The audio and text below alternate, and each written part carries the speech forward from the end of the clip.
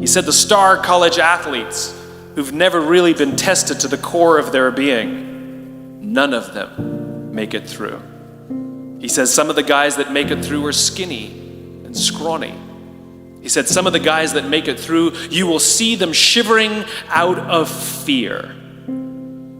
He says, however, all the guys that make it through, when they find themselves physically spent, emotionally spent, when they have nothing left to give physically or emotionally, somehow, some way, they are able to find the energy to dig down deep inside themselves, to find the energy to help the guy next to them. They become SEALs.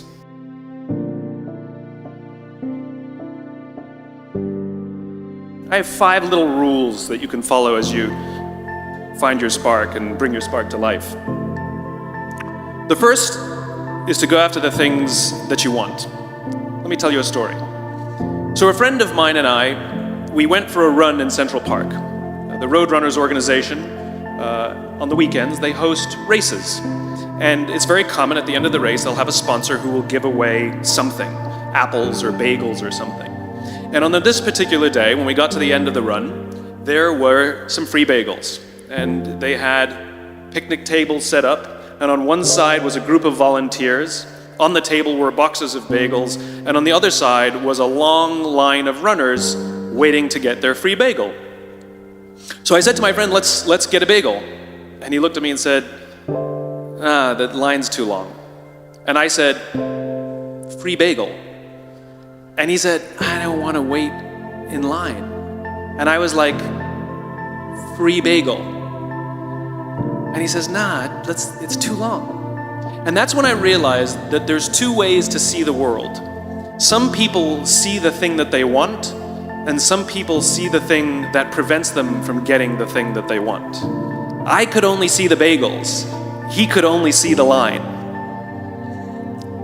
And so I walked up to the line. I leaned in between 2 people, put my hand in the box, and pulled out 2 bagels. And no one got mad at me, because the rule is you can go after whatever you want. You just cannot deny anyone else to go after whatever they want. Now, I had to sacrifice choice. I didn't get to choose which bagel I got. I got whatever I pulled out, but I didn't have to wait in line.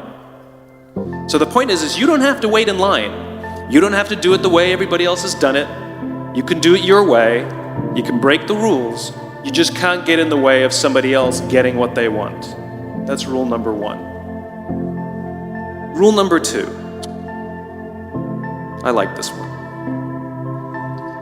In the 18th century, there was something that spread across Europe and eventually made its way to America called puerperal fever, also known as the Black Death of childbed. Basically what was happening is women were giving birth and they would die within 48 hours after giving birth. This Black Death of childbirth was the ravage of Europe, and it got worse and worse and worse over the course of over a century. In some hospitals, it was as high as 70% of women who gave birth who would die as a result of giving birth. But this was the Renaissance. This was the time of empirical data and science, and we had thrown away things like tradition and mysticism. These were men of science, these were doctors. And these doctors and men of science wanted to study and try and find the reason for this Black Death of childbed, and so they got to work studying, and they would study the corpses of the women who had died. And in the morning they would conduct autopsies, and then in the afternoon they would go and deliver babies and finish their rounds. And it wasn't until somewhere in the mid-1800s that Dr. Oliver Wendell Holmes, father of Supreme Court Justice Oliver Wendell Holmes, realized that all of these doctors who were conducting autopsies in the morning weren't washing their hands before they delivered babies in the afternoon. And he pointed it out and said, "Guys, you're the problem." And they ignored him and called him crazy for 30 years. Until finally somebody realized that if they simply washed their hands, it would go away. And that's exactly what happened. When they started sterilizing their instruments and washing their hands, the Black Death of childbed disappeared. My point is, the lesson here is, sometimes you're the problem. We've seen this happen all too recently with our new men of science and empirical studiers and these men of finance who are smarter than the rest of us until the thing collapsed. And they blamed everything else except themselves. And my point is take accountability for your actions. You can take all the credit in the world for the things that you do right, as long as you also take responsibility for the things you do wrong. It must be a balanced equation. You don't get it one way and not the other. You get to take credit when you also take accountability. That's lesson 2. Lesson 3, take care of each other. The United States Navy SEALs are perhaps the most elite warriors in the world. And one of the SEALs was asked, who makes it through the selection process? Who is able to become a SEAL? And his answer was, I can't tell you the kind of person that becomes a SEAL. I can't tell you the kind of person that makes it through buds. But I can tell you the kind of people who don't become SEALs. He says the guys that show up with huge, bulging muscles covered in tattoos who want to prove to the world how tough they are, none of them make it through. He said the preening leaders who like to delegate all their responsibility and never do anything themselves, none of them make it through. He said the star college athletes who've never really been tested to the core of their being, none of them make it through. He says some of the guys that make it through are skinny and scrawny. He said some of the guys that make it through, you will see them shivering out of fear. He says, however, all the guys that make it through, when they find themselves physically spent, emotionally spent, when they have nothing left to give physically or emotionally, somehow, some way, they are able to find the energy to dig down deep inside themselves, to find the energy to help the guy next to them. They become SEALs, he said. You want to be an elite warrior. It's not about how tough you are. It's not about how smart you are. It's not about how fast you are. If you want to be an elite warrior, you better get really, really good at helping the person to the left of you and helping the person to the right of you. Because that's how people advance in the world. The world is too dangerous and the world is too difficult for you to think that you can do these things alone. If you find your spark, I commend you. Now, who are you going to ask for help, and when are you going to accept help when it's offered? Learn that skill. Learn by practicing helping each other. It'll be the single most valuable thing you ever learn in your entire life. To accept help when it's offered and to ask for it when you know that you can't do it. The amazing thing is when you learn to ask for help, you'll discover that there are people all around you who've always wanted to help you. They just didn't think you needed it because you kept pretending that you had everything under control.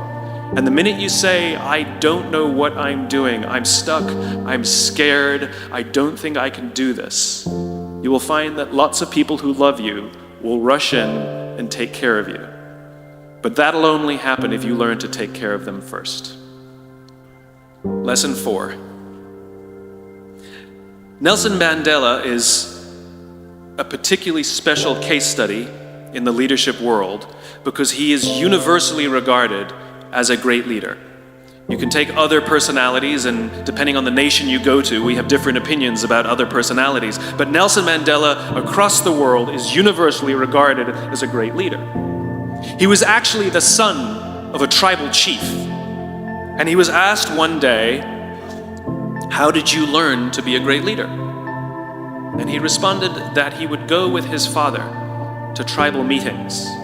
And he remembers 2 things when his father would meet with other elders. 1, they would always sit in a circle. And 2, his father was always the last to speak. You will be told your whole life that you need to learn to listen. I would say that you need to learn to be the last to speak. I see it in boardrooms every day of the week. Even people who consider themselves good leaders, who may actually be decent leaders, will walk into a room and say, here's the problem, here's what I think, but I'm interested in your opinion, let's go around the room. It's too late. The skill to hold your opinions to yourself until everyone has spoken does two things. One, it gives everybody else the feeling that they have been heard. It gives everyone else the ability to feel that they have contributed. And two, you get the benefit of hearing what everybody else has to think before you render your opinion. The skill is really to keep your opinions to yourself. If you agree with somebody, don't nod yes. If you disagree with somebody, don't nod no. Simply sit there, take it all in, and the only thing you're allowed to do is ask questions so that you can understand what they mean and why they have the opinion that they have. You must understand from where they are speaking, why they have the opinion they have, not just what they are saying. And at the end, you will get your turn. It sounds easy, it's not. Practice being the last to speak. That's what Nelson Mandela did. Number 5, my favorite one of all. True story. There was a former Undersecretary of Defense who was invited to give a speech at a large conference, about 1,000 people. And he was standing on the stage with his cup of coffee and a styrofoam cup, giving his prepared remarks with his PowerPoint behind him. And he took a sip of his coffee and he smiled and he looked down at the coffee. And then he went off script. And he said, last year I spoke at this exact same conference. Last year I was still the undersecretary. And when I spoke here last year, they flew me here business class. And when I arrived at the airport, there was somebody waiting for me to take me to my hotel. And they took me to my hotel and they had already checked me in and they just took me up to my room. And the next morning I came downstairs and there was someone waiting in the lobby to greet me and they drove me to this here same venue. They took me through the back entrance and took me into the green room and handed me a cup of coffee in a beautiful ceramic cup. He says, I'm no longer the undersecretary. I flew here coach. I took a taxi to my hotel and I checked myself in. When I came down the lobby this morning, I took another taxi to this venue. I came in the front door and found my way backstage, and when I asked someone, do you have any coffee? He pointed to the coffee machine in the corner, and I poured myself a cup of coffee into this here styrofoam cup. He says the lesson is, the ceramic cup was never meant for me. It was meant for the position I held. I deserve a styrofoam cup. Remember this. As you gain fame, as you gain fortune, as you gain position and seniority, people will treat you better. They will hold doors open for you. They will get you a cup of tea and coffee without you even asking. They will call you sir and ma'am, and they will give you stuff. None of that stuff is meant for you. That stuff is meant for the position you hold. It is meant for the level that you have achieved of leader or success or whatever you want to call it. But you will always deserve a styrofoam cup. Remember that. Remember that lesson of humility and gratitude. You can accept all the free stuff. You can accept all the perks. Absolutely, you can enjoy them. But just be grateful for them and know that they're not for you. I remember getting off the Acela. I took the Acela from New York to Washington, D.C. And I got off the train like everybody else. And I was walking down the platform like everyone else. And I walked past General Norty Schwartz, who used to be the Chief of Staff of the United States Air Force, the head of the Air Force. And here I did see a guy in a suit schlepping his own suitcase down the platform just like me. And just a couple months ago, he was flying on private jets and he had an entourage and other people carried his luggage. But he no longer held the position. And so now he got to drag his own suitcase. And never did it sort of remind me more that none of us deserve the perks that we get. We all deserve a styrofoam cup. It was a pleasure meeting you guys this afternoon.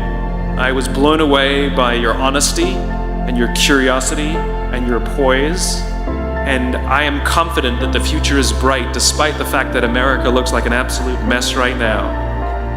I am confident that the future is bright for one reason and one reason only, because you will grow up and you will be our future.